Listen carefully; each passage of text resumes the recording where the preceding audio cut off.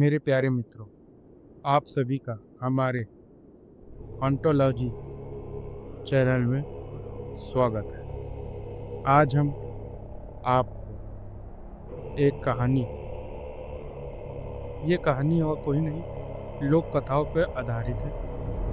समय, स्थान और पहचान सुरक्षा कारणों से परिवर्तित किए गए, लेकिन जो हुआ है उसे आज भी इलाके के लोग सच समझते हैं। ये कहानी है राजस्थान के एक क्षेत्र में एक छोटे से गांव की। वो गांव के बाहर गुजरती एक पुरानी राह है जो दो जिलों को जोड़ती है और बीच में पड़ता है घना जंगल। कहते हैं उस जंगल में से पेड़ नहीं, सैकड़ों साल पुराने बरगद और पीपल के पेड़ हैं, जैसे किसी का इंतजार करते खड़े हों। एक दिन एक महिला अपने लगभग 7 वर्ष के बेटे के साथ अपने मायके नाना नानी के घर जाने के लिए निकली। उस समय सफ़र आसान नहीं होता था। 2 दिन का पैदल रास्ता होता था और बीच में वह घना जंगल। पहला दिन हंसते खेलते निकल गया, लेकिन दूसरे दिन जंगल में प्रवेश करते ही अजीब सी खामोशी फैल गई। ना पक्षियों की आवाज है, ना हवा की सरसराहट, बस अपने ही कदमों की आवाज है। लोग उस रास्ते को काला रास्ता कहते हैं। रात होते ही वो घर पहुंच गए। सब सामान्य था, लेकिन अगले ही दिन महिला की अचानक तबीयत बिगड़ गई। पहले उसको हल्का बुखार आया, फिर वो कमजोर हो गई, फिर नींद गायब हो गई। ये कहते हैं कोई उस रात पर बुलाता है। डॉक्टर, वैद्य, सबने देखा, शरीर में कोई बीमारी नहीं है, लेकिन उसका व्यवहार बदलने लगा। वो बिना वजह हंसती रहती, कभी घंटों तक चुप रहती, कभी बाल ही अपने नोचती रहती। उसका छोटा सा 7 वर्ष का बच्चा अपनी ही माँ को देखने से डरने लगा।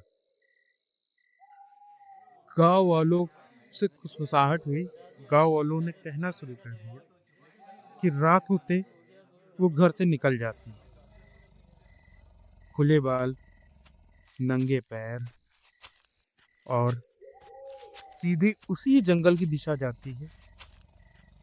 एक रात परिवार ने उसका पीछा किया। जो उन्होंने देखा, उसको देख के उन सबकी रूह कांप गई। वह एक पुराने पीपल के पेड़ से चिपकी हुई थी। कभी पेड़ पे उल्टी लटकती, कभी किसी से बात करती जो पेड़ को देखकर वहाँ था या नहीं था। गाँव वालों ने फैसला लिया, अब ये इलाज का नहीं, एक रहस्यमय तांत्रिक क्रिया का मामला है।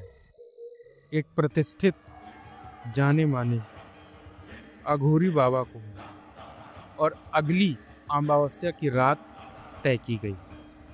महिला को घेरे में बैठाया गया, मंत्रों की आवाज शुरू की गई, अग्नि जली और अचानक चीख उठी।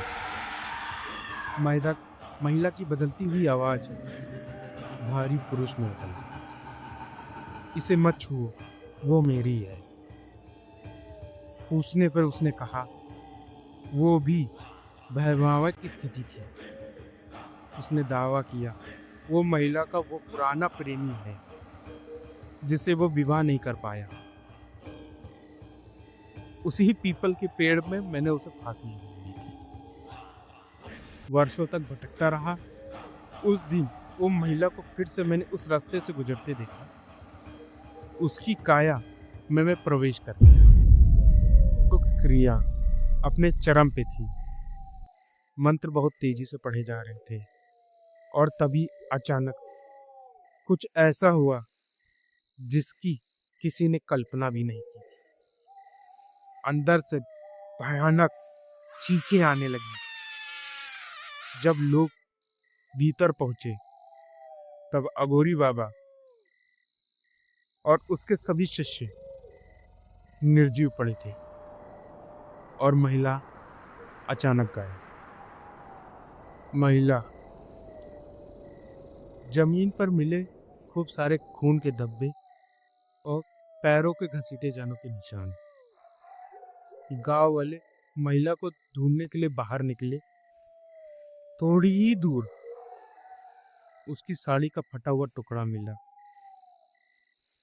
उसके आगे पेड़ के ऊपर हाथ से छिला हुआ निशान जो खून से लथपथ था, और फिर औरत के पैर जो अचानक गायब हो गए, जैसे कोई उस दुनिया से बाहर ले गया। गांव वालों ने बहुत खोजा, जंगल का चप्पा चप्पा छाना, आसपास के इलाकों की तलाशी की गई, लेकिन ना वो महिला मिली, ना उसका कोई प्रमाण मिला। आज भी उस रास्ते से गुजरते समय के लोग कहते हैं, पीपल की उस पेड़ के पास कभी कभी दो परछाइयां दिखती हैं, जो एक स्त्री की थी और दूसरी जो नहीं है। आप सुन रहे हैं एक ऐसी घटना जिसका सवाल आज भी जिंदा है, वो प्रेम था या कोई काया का वास। अगर आपको लगता है कि शरीर पर सिर्फ आपका ही वास है, तो आज की कहानी आपकी सोच बदल देगी।